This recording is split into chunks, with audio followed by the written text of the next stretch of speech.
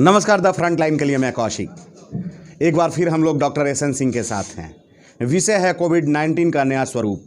Britain में कोविड-19 का नया वेरिएंट मिलने से पूरी दुनिया डरी हुई है। वैज्ञानिकों का कहना है कि ये संक्रमण जो है, ये वायरस जो है, पहले से 70% तेजी से लोगों में फैलता है। बहुत ही खतरनाक कहा जा रहा है। तो इस खतरे की सूचना से पूरी दुनिया डरी हुई है। तो चलिए डॉक्टर साहब से हम जानते हैं कि होम्योपैथ में इसको किस नज़रिए से देखा जा रहा है। धन्यवाद कौशिक, धन्यवाद फ्रंट लाइन की तमाम सहकर्मी, और आभार आपका इस संदर्भ में कि होम्योपैथ की सच्चाई को आप बार बार प्रयास करते हैं लोगों के सामने लाने के लिए। इसलिए होम्योपैथी मैं स्वयं अपनी तरफ से आपका आभार व्यक्त करता हूं। जब भी होम्योपैथ के उत्थान अथवा पतन का इतिहास लिखा जाएगा, उसमें आपका नाम बिल्कुल स्वर्णाक्षरों में रहेगा, क्योंकि जब इतना झंझावात के बाद भी आप होम्योपैथी की एक एक चीज़ों को लोगों के बीच लाने का प्रयास करते हैं। जी धन्यवाद। अब चलते हैं विषय पर। जैसा कि बताया जा रहा है कि कोरोना एक नए स्वरूप में आ गया। आपको अगर याद होगा तो आप ही के इंटरव्यू में मैंने बोला था कि महामारी जो भी होती है वो पहले की तमाम बीमारियों अथवा महामारियों से नूतन होती है, तभी नए स्वरूप। तभी वो महामारी का रूप लेती है। और ये तो अब नई है ही नहीं, इसको नया बताया जा रहा है, इसलिए कि इसकी हकीकत कुछ और है।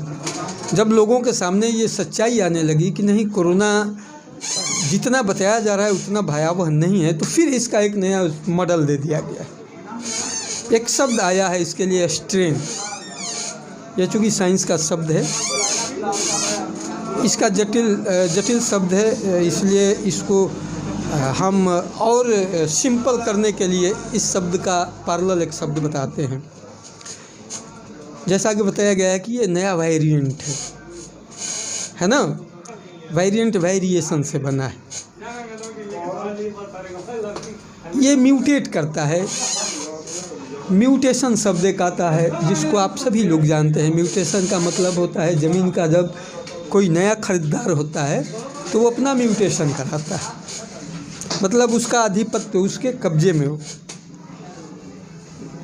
आप स्टेन शब्द को उसी अर्थ में समझिए, ये म्यूटेट करता है, ये इसका म्यूटेशन बार बार होता है, मतलब ये आधिपत्य जमाने में माहिर है। तो अगर इसका प्रतिरोध न हो तो जमाएगा आधिपत्य, इसका प्रतिरोध अगर हो तो भागेगा, सीधी सी बात है। प्रतिरोध के लिए फिर कहीं नहीं जाना है, वही इम्यून सिस्टम जो है उसको स्ट्रॉन्ग करना है। बाकी का काम, अब जहाँ तक ट्रीटमेंट की बात है, आप लोगों ने देखा है ये मानव जाति का दुर्भाग्य है। इस पीढ़ी के लोग अपना दुर्भाग्य साथ लेकर पैदा हुए हैं, क्योंकि इतना सत्यापन होने के बाद भी होम्योपैथ को मैदान में नहीं उतारा गया। आप लोगों ने देखा, यह भी प्रमाण मिला, मेरा प्रमाण छोड़ दीजिए, कि राजस्थान सरकार में 100 मरीजों को मांगा एक डॉक्टर होम्योपैथ का, 100 मरीज उसको दे दिए गए और 100 में से 100 को ठीक कर दिया, और टाइमिंग 1/4। इतने कम समय में इतने मरीजों को ठीक करने के बाद भी न उस डॉक्टर को कोई इनाम दिया गया और न इस पैथी को प्रसारित किया गया। तो दुर्भाग्य की बात है कि जो सक्षम नहीं है उसी की जय पराजय को प्रचारित किया जाता है, और जो सक्षम है उसको दरकिनार किया जा रहा है। और जब इसको दरकिनार कर दिया जा रहा है तो लोगों को डरने के लिए मजबूर होना पड़ रहा है, क्योंकि लोग अपने हाथ और पैर से तो लड़ेंगे नहीं इस बीमारी से। इस बीमारी से लड़ने के लिए उनके पास एहतियात की जानकारी, औषधि की जानकारी, ये दोनों मस्ट है। और सक्षम औषधि की उपलब्धता। सक्षम औषधि की उपलब्धता। आप जानते हैं, बड़ी व्यंग किया गया, मेरे इंटरव्यू वाले चैनलों को ऑरेंज किया गया, और मैंने दावे के साथ कहा, इसलिए दावे के साथ कहा कि मैं इलाज किया।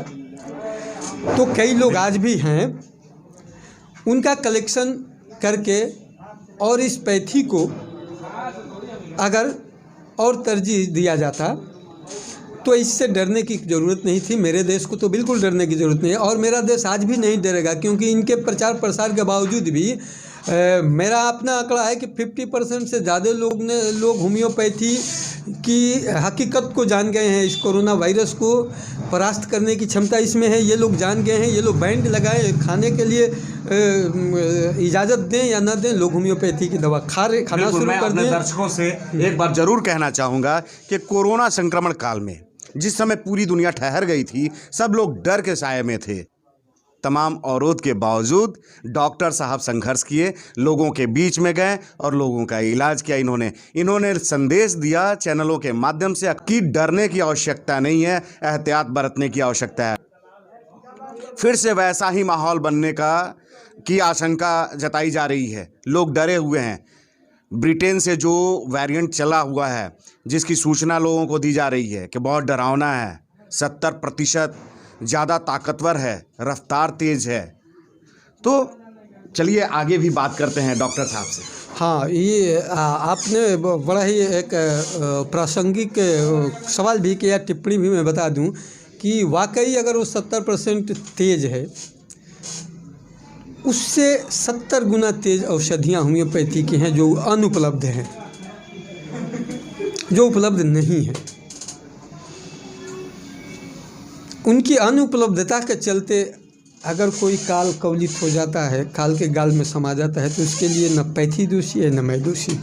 मतलब वो मेडिसिन है लेकिन मार्केट में उपलब्ध नहीं है। मार्केट में उपलब्ध नहीं है, उपलब्ध होनी चाहिए व्यापक पैमाने पर। अभी जब तक उधर है तब तक हमको चाहिए, सरकार को चाहिए कि होम्योपैथ के जितने भी तपर चिकित्सक हैं, जो खास करके प्रैक्टिकली रूप से, उनसे वो बायोडाटा मांगे, उन औषधियों को जुटाए, उनका स्टॉक करे, डॉक्टरों का स्टॉक दे, ब्लॉक स्तर पर उनका स्टॉक जुटा लें, और फिर वो देखते हैं वो 70,000 गुना भी आएगा, कोई फ़र्क नहीं पड़ना। एक आदमी को नहीं मरने देंगे हम। ये मेरा दावा है, ये बड़बोलापन नहीं है। सरकार को चाहिए कि जिस पैथी से इस आपदा को रोका जाए, इस बीमारी को रोका जा सके जी, उस पैथी की सहारा ले। बिल्कुल, सरकार तो सबकी है, सरकार तो सबकी न है। भले एलोपैथी पर पूंजीपति का, एलोपैथी के लोगों का कब्जा है, लेकिन सरकार तो सबकी है। सरकार तो सबकी चिंता करनी चाहिए। और अगर उसको कहीं से ये पता लग गया कि इस पैथी में ये गुण है, ये क्षमता है, तो उनके तमाम टपर चिकित्सकों को बुलाना, उनकी कमेटी गठित करना, उनके सलाह पर औषधियों को उपलब्ध कराना, ये उनकी जिम्मेवारी, कर्तव्य और धर्म बनता है। वरना अगर ये महामारी जितनी ज़्यादा संहार करेगी हमारे स्टेट, हमारे कंट्री को, उतना ही ऐतिहासिक कलंक इस सरकार को लगेगा। मैं बता रहा हूँ, मैं काफ़ी दावे के साथ कहता हूँ कि इस पैथी में क्षमता है उसको रोकने का, भगाने का, और अगर वो संक्रमित कर दिया तो ठीक करने का। बावजूद इसके औषधि की अनुपलब्धता के चलते अगर ये सारी चीज़ें होती हैं, तो इसके लिए जिम्मेवार जवाबदेह वर्तमान व्यवस्था, वर्तमान सरकार होगी। अच्छा डॉक्टर साहब, बीच में एक सवाल मैं करूंगा कि अभी बताया जा रहा है कि वैक्सीन आ चुका है, कितना कारगर होगा इस वायरस को लेकर के? क्या वो नाकाम साबित होगा? बिल्कुल, उस पर मैं कमेंट नहीं करूंगा, वो मेरी विधा नहीं है। मेरी विधा में तो वैक्सीन आपने देखा, आर्सेनिक एल्बम वैक्सीन की ही तो काम की है। अगर 100% नहीं रोकी है तो उसके सेवन से हमारा आंकड़ा है कि 80% लगभग संक्रमण नहीं हुआ, और अगर 20% हुआ तो उसकी तीव्रता इतनी कमज़ोर थी कि वो बिना दवा का, साधारण दवाओं से लोग ठीक हो गए। तो ये वैक्सीन नहीं है। हमारे दर्शकों को ये बताइए कि इस वायरस से बचने के लिए क्या करें क्या ना करें। बिल्कुल पहले तो अफरा तफरी मचाने की ज़रूरत नहीं है, बिल्कुल डरने की ज़रूरत नहीं है। हकीकत को अगर सबके सामने ला दिया जाए कोई डरेगा नहीं। हाँ, पुनः आर्सेनिक का भी सेवन करना है ना, सप्ताह में 1 दिन आर्सेनिक का सेवन करते रहना है। और बाकी ऐसा कुछ नज़र आएगा अखबार की, मीडिया की दहशत में आकर हम कुछ भी नया बयान, नई चीज़, नया प्रयोग नहीं बताएंगे। जैसे बीमारी आएगी, जैसे इंटर करेगी, जैसे कुछ नया उसका सिम्टम आएगा, मैं फिर नई दवा बताऊंगा। और मैं बता रहा हूं कि डरने की ज़रूरत नहीं है। सोशल मीडिया का ज़माना है, जहां कोई भी किसी को भी संदेह हो वो संपर्क करे। सोशल मीडिया पर जितने लोग जुड़े हैं मुझसे संपर्क करें, मेरा नंबर रखें और इसका ट्रीटमेंट 100% है, घबराने की ज़रूरत नहीं है। हाँ, अगर कुछ करना है तो सरकार से गुहार लगाएं कि होम्योपैथी को आप मैदान में उतारिए, ईगो मत बनाइए, आप इससे हेट मत कीजिए। इसकी ज़रूरत है, आज इस पैथी की ज़रूरत है। तमाम ईगो, तमाम हेट हटा करके इस पैथी को मैदान में उतारिए और फिर देखिए तो। अच्छा, दर्शकों को क्या आप मैसेज देना चाहते हैं? मैं 2 मैसेज देना चाहता हूँ। पहले तो अनावश्यक बनाए गए भय को अपने दिमाग से निकालें। दूसरा, कुछ नहीं, आर्सेनिक नाम की दवा सप्ताह में 1 दिन खाते रहें, है ना। बेलाडोना नाम की दवा घर में रखें, जैसे सर में भारीपन, गले में खराश है, उसको खाएं। और सक्षम होम्योपैथी चिकित्सक से के संपर्क में रहें। कुछ नहीं होने वाला है, कुछ नहीं होगा। बहुत बहुत धन्यवाद डॉक्टर साहब। और आपने दर्शकों को जो बताया इस कोविड-19 के नए स्वरूप से बचने के लिए, आपने सुना कि डॉक्टर साहब ने क्या बताया आपको। आप हमेशा आर्सेनिक एल्बम 30 जो है वो लेते रहिए, एहतियात बरतिए, भीड़ भाड़ से बचिए, अपने घर में रहिए, अपने काम पर भी जाइए, लेकिन सुरक्षात्मक व्यवस्था को ध्यान में रखते हुए जाइए। पिछली बार तमाम अवरोध के बावजूद डॉक्टर साहब ने लोगों के बीच आर्सेनिक एल्बम 30 का खुराक बांटा। लोग सुरक्षित हुए हैं, आज सभी लोग बचे हुए हैं, काफ़ी नाम भी हुआ, काफ़ी अवरोध पैदा किया गया। जो इंटरव्यू इनका हुआ उस इंटरव्यू को रोक दिया गया, उस वीडियोज़ को रोक दिया गया। लेकिन बाद में जब ये देखा गया कि इनकी दवा जो है कारगर है, लोग उससे लाभान्वित हो रहे हैं, तो WHO के द्वारा इनको प्रशस्ति पत्र दे करके सम्मानित भी किया गया। एक बात मैं ज़रूर सरकार से गुहार करूंगा कि जिस पैथी से इस वायरस का इलाज हो, उस पैथी को मार्केट में लाने की आवश्यकता है।